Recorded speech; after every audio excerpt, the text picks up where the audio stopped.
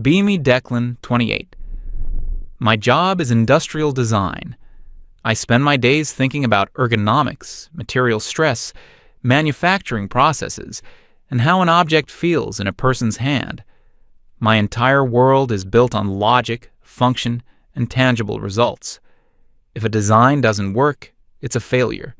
No amount of fancy words can save it. It's a good job. It pays the bills, and I get to create things that people use every day. It's honest work. Have a friend, Rowan. Known her since we were kids. I say friend because that's what it was for the longest time. 15 years? Maybe more? Back in high school, she was cool. We'd talk about movies, music, stupid teachers, all the normal stuff. She was funny, a little sarcastic, down to earth. Then came college, and then the real world. Something changed. She landed a job as a social media manager for one of those new clothing brands. You know the type.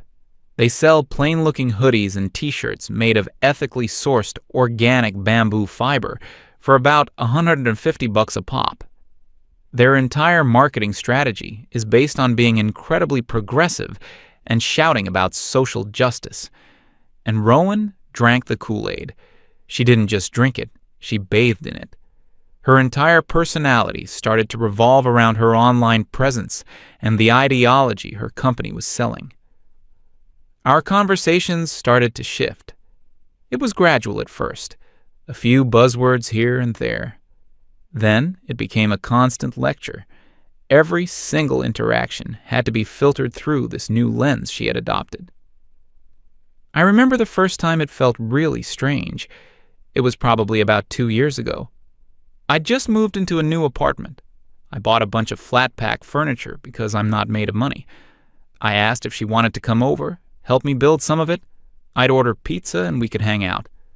Just like old times. She agreed. So I'm on the floor, surrounded by wooden panels, a million different screws, and those famously cryptic instruction manuals. I'm trying to figure out how to attach part C to panel F with screw 7B. Rowan is sitting on the only assembled chair, phone in hand.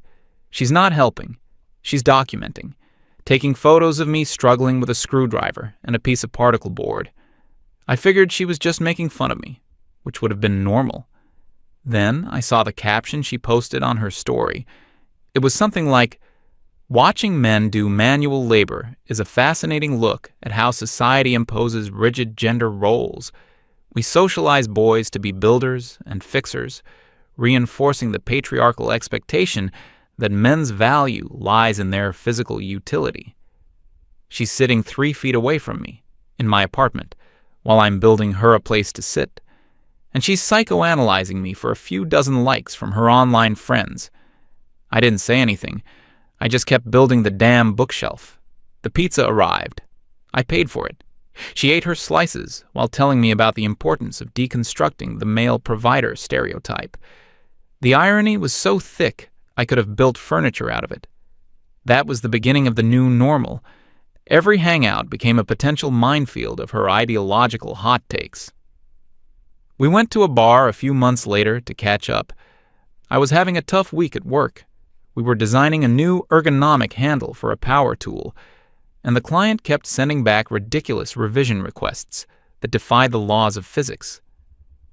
I tried to explain the technical challenges, the balance between user comfort and manufacturing cost. I was genuinely stressed and just wanted to vent to a friend. Rowan listened for about 30 seconds, nodding with this blank expression. Then she cut me off. She said that my workplace stress, while valid on a personal level, was a product of my male privilege. I just stared at her. She went on to explain that my problems were first-world problems, whereas she had to deal with real, systemic oppression every single day. Her prime example for that week? The office air conditioning. She claimed it was kept at a temperature optimized for the male metabolism, forcing women to wear sweaters in the summer. This, she declared, was a subtle but pervasive form of workplace misogyny. My engineering problem, involving material tolerances and injection molding techniques, was apparently nothing compared to her struggle with the office thermostat. I just ordered another beer and changed the subject. It became clear that my experiences didn't matter unless they could be used to support her worldview. My life was just a collection of data points for her ongoing thesis about the patriarchy. Then there was our other friend. Let's call him the realist. He's a finance guy, very black and white, no patience for nonsense. We were grabbing a beer, just the two of us. I was complaining about my latest interaction with Rowan. He just took a long sip of his drink and looked me in the eye. He told me straight up that Rowan wasn't my friend anymore. He said she was an ideological vampire. She didn't care about me, my thoughts, or my problems. She just needed someone to preach to, someone who wouldn't argue back. A convenient, familiar audience. He pointed out that I was always the one driving to her side of town, always the one paying when we went out for a casual bite, always the one listening to her endless monologues. He called me her emotional support male. It stung because it was true. I tried to defend her. I've known her forever. She's just passionate. That's just how she is now. He just shook his head. He told me, "Loyalty is a two-way street, man. You're driving down a one-way and you're going the wrong direction." I didn't want to admit he was right. There was too much history there. You don't just throw away a 15-year friendship over some annoying habits, right? So I kept trying. I kept making excuses. But her behavior just got more and more performative. We decided to have a movie night at my place. I suggested we watch an old action movie from the 80s. A classic. Explosions, one-liners, pure dumb fun. Big mistake. For the entire 2-hour runtime, she provided a running commentary. Not about the plot, about the problematic elements. The male gaze every time a woman was on screen. The glorification of violence as a solution to conflict. The homoerotic undertones between the male hero and his sidekick. The complete lack of agency for the female characters. It was like watching a movie with a film studies professor who hated films. She sucked every ounce of joy out of it. I finally asked her if she could just try to enjoy it as a piece of entertainment. She looked at me with genuine pity. She explained that uncritical consumption of media is how the patriarchy perpetuates itself. She was media literate, and it was her duty to point these things out. My desire to just shut my brain off and watch a helicopter explode was, apparently, a symptom of my privilege. I didn't suggest a movie night again. Another time, my car broke down on the way home from work. Nothing major, a faulty alternator. I'm pretty handy with tools, so I spent the next Saturday in my driveway fixing it myself. It was a greasy, frustrating job, but I got it done and saved myself a few $100. I mentioned it to her on the phone later that week. A normal person would say, "Oh, that sucks. Glad you got it fixed." Rowan's response? She told me it was interesting how men are socialized from birth to understand mechanics and machines. She said it was another way society funnels men into specific roles, teaching them that their worth is tied to their ability to fix things. She asked if I ever felt trapped by this expectation. I was just trying to tell her about my weekend. It was exhausting. Every single conversation was a trap. Every normal life event had to be analyzed and deconstructed through her political framework.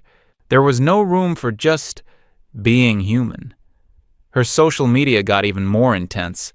Endless infographics with pastel backgrounds and bold fonts. Posts about toxic masculinity and its various supposed symptoms. Things like stoicism, self-reliance, and being protective were all framed as harmful traits. According to her feed, the ideal man was someone who was constantly apologizing for his own existence. And her friends, her echo chamber, they were all the same. I met them once.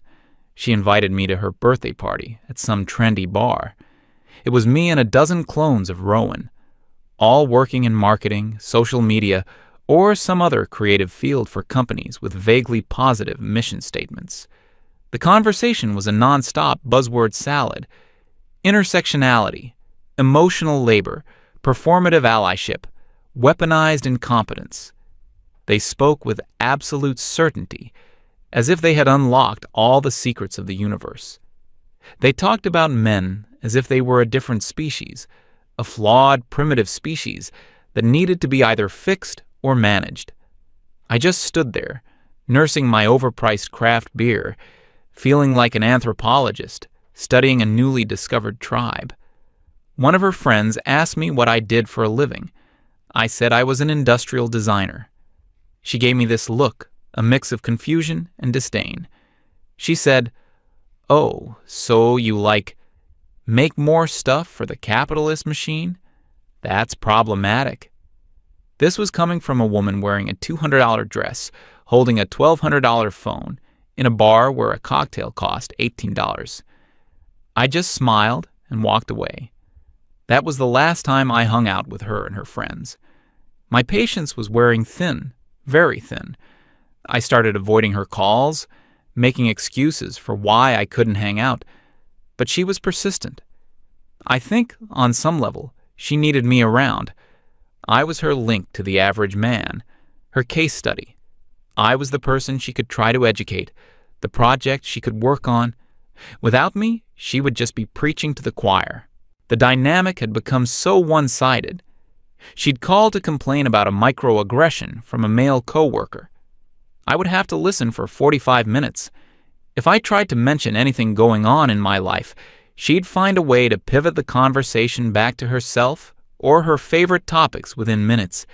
It felt less like a friendship and more like an unpaid internship in gender studies. The realist friend checked in with me again around this time. He asked how things were with Rowan. I admitted it was getting bad. He told me something that stuck with me. He said, "You think you're being a good, loyal friend, but you're not. You're just enabling her. You're letting her treat you like a doormat because you're afraid of conflict.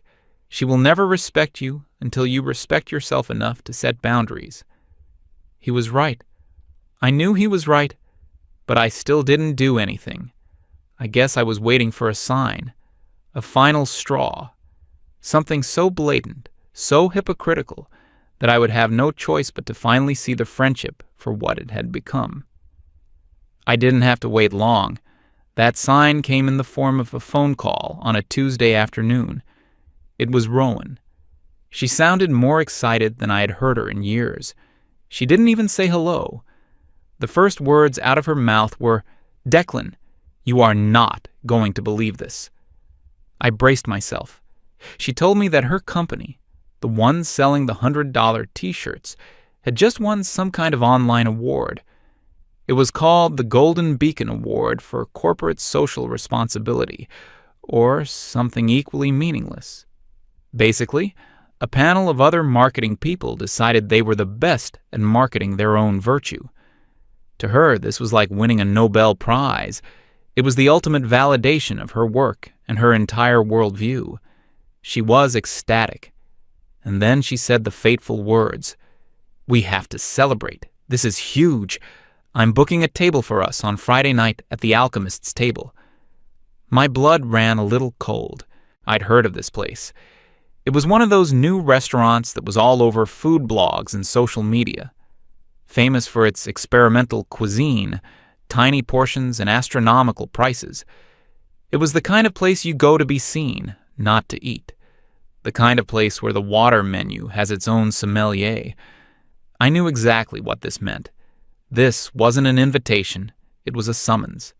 She wanted an audience for her victory lap. And I was elected.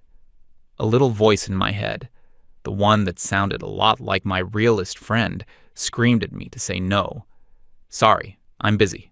Sorry, I can't afford it. Sorry, I have to wash my hair." Any excuse would have worked, but I was tired of running, tired of avoiding. A different thought started to form in my mind, a quiet, simple, logical thought, the kind of thought I have at work when I'm staring at a design problem. What if I stopped avoiding the conflict? What if I just Let it happen. What if I treated this evening as an experiment, a stress test, to see if the object, our friendship, was still functional, or if it would shatter under the slightest pressure? So, against my better judgment, I said yes. Yeah, Rowan. Sounds great. Let's celebrate your success. I could hear her beaming through the phone. Perfect. It's going to be amazing. See you Friday at 8. She hung up. I leaned back in my chair and stared at the ceiling of my office. I felt a strange sense of calm. The decision was made. The experiment was designed. All that was left was to collect the data. Friday night arrived. I put on a decent shirt. Not a suit, but something that wouldn't get me thrown out of a place like the Alchemist's Table. I drove over there, found parking that cost more than my lunch, and walked in. The place was exactly as I expected. Dim lighting, minimalist decor, and a quiet, reverent hush, like a library for rich people. Every table was occupied by people who looked like they were either closing a multi-million-dollar deal or breaking up in the most expensive way possible. Rowan was already there, sitting at a small table for two. She was practically vibrating with self-satisfaction. She was wearing some kind of complicated black dress that looked both uncomfortable and expensive.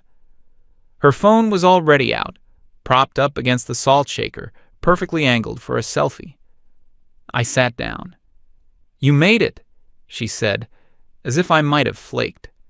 "Wouldn't miss it," I replied, trying to sound enthusiastic. The waiter appeared out of the shadows, handed us menus the size of tombstones, and recited a long list of specials that involved foams, gels, and deconstructed vegetables.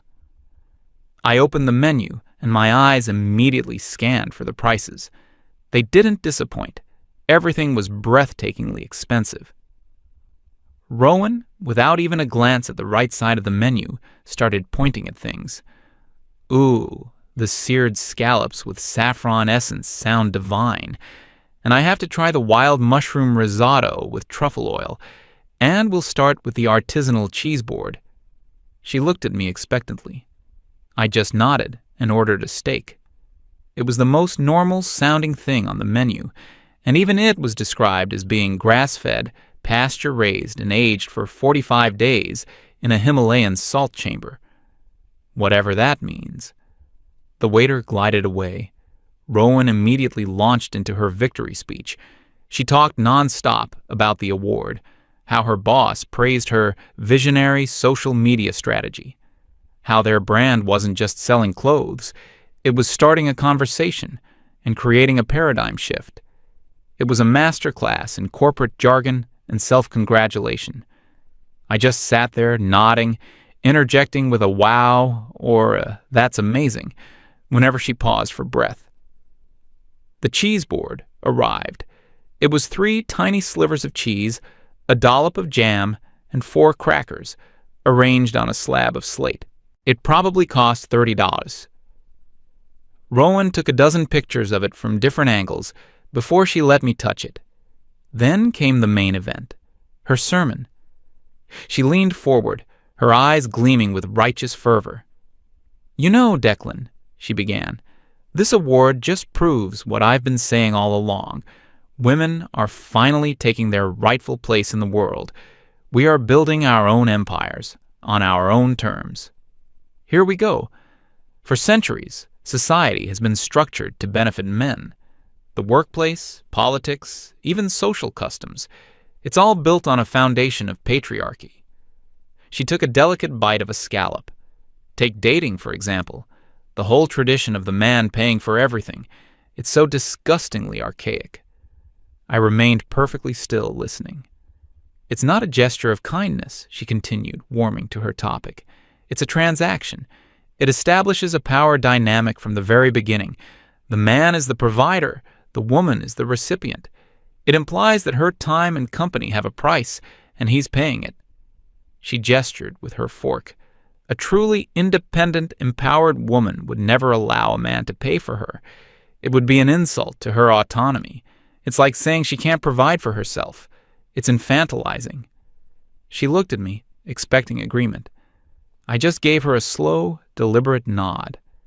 I see your point. It makes perfect sense. This encouraged her. Exactly. And men need to understand this. They need to unlearn all that toxic conditioning. This idea that you have to be the provider is just as harmful to men. It puts so much pressure on you. True equality frees everyone. She sat back, looking incredibly pleased with herself. I'm so glad I can talk to you about this stuff, Declan. So many men get defensive. You actually listen. I am listening, I thought, more closely than you could possibly imagine. Our main courses arrived. My steak was good, but it wasn't $65 good. Rowan seemed to love her risotto. The conversation continued in the same vein. She talked about the emotional labor she performs for her friends, the weaponized incompetence of her ex-boyfriends, and the daily struggle of navigating a world designed by men. I let her talk. I was a blank slate, a perfect audience. I didn't challenge, I didn't debate. I just absorbed. The meal eventually wound down.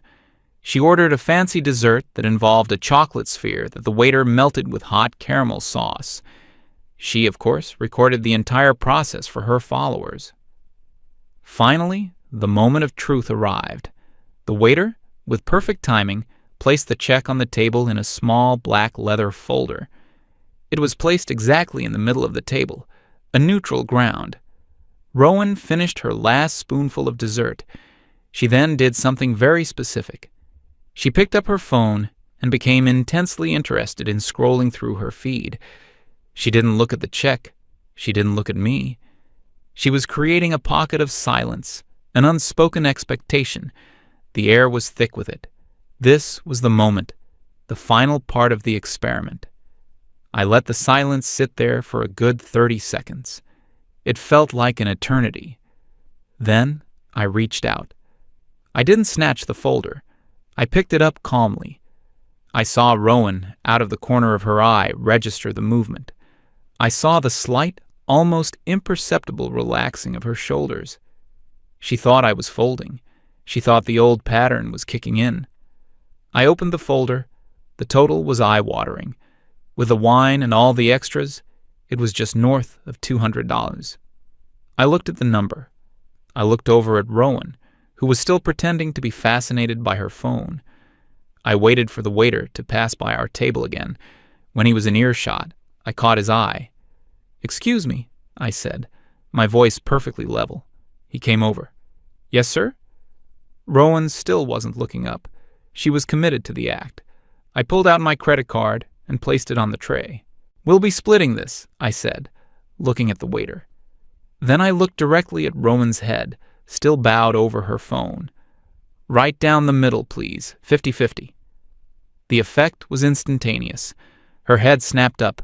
Her eyes were wide. The curated, confident mask of the SMM warrior was gone. She looked genuinely bewildered. The waiter, a true professional, didn't even blink. He just nodded. "Of course, sir." He took the folder and my card and walked away. Now it was just me and Rowan, in a new, much more honest silence. "What did you just do?" she asked. Her voice was a whisper. "I asked him to split the check," I said calmly. "It's about $100 each." She stared at me.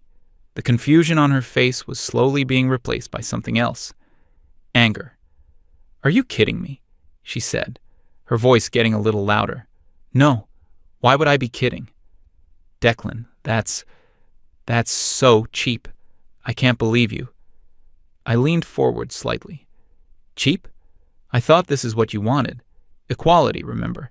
No more outdated patriarchal traditions. You just gave a whole speech about it. I was listening." Her face started to flush, a deep, blotchy red. "That's not the point, and you know it. This is supposed to be a celebration for my achievement. You're supposed to be treating me." The word treating hung in the air between us. "So," I said, keeping my voice low and even, "when you were talking about how empowered women should never let a man pay, you didn't actually mean it? That was just for show?" "You're twisting my words," she hissed. People at the next table were starting to notice. "This is different. This is a special occasion. You're just trying to be cruel and make a point." "The only point I'm making is that I agree with you," I said. "I'm respecting your independence, your autonomy. I'm treating you as my equal. Isn't that what you said you wanted?" She was cornered. Her own ideology was a cage she had built, and I had just locked the door. She had no logical comeback. So she went for the emotional one. "I can't believe this. After all our years of friendship, I thought you were different. But you're just like all the other men, fragile ego. You can't stand to see a woman succeed, so you have to pull this stunt to humiliate me." The waiter returned. He placed 2 small folders on the table, one with my card, one for her. He was a statue, no expression. He'd seen this movie 100 times. Rowan glared at the folder as if it were a venomous snake. She snatched her purse, pulled out her wallet, and slapped her credit card down on the table without even looking at the bill. She wouldn't look at me. She was fuming, staring at a fixed point on the wall behind me. I signed my slip. I made sure to add a generous tip on my half. The waiter deserved it. I stood up. "Well," I said, "thanks for the dinner. It was very enlightening. Congratulations again on your award." She didn't respond, didn't even move. I turned and walked out of the restaurant. I didn't look back. The cool night air felt amazing. It felt like I had just removed a heavy weight I'd been carrying for years. I got to my car. Before I could even put the key in the ignition, my phone buzzed. It was a text from Rowan, a wall of text, all in capital letters, calling me a misogynist, a cheapskate, a terrible friend, accusing me of being jealous of her success, saying she never wanted to see me again.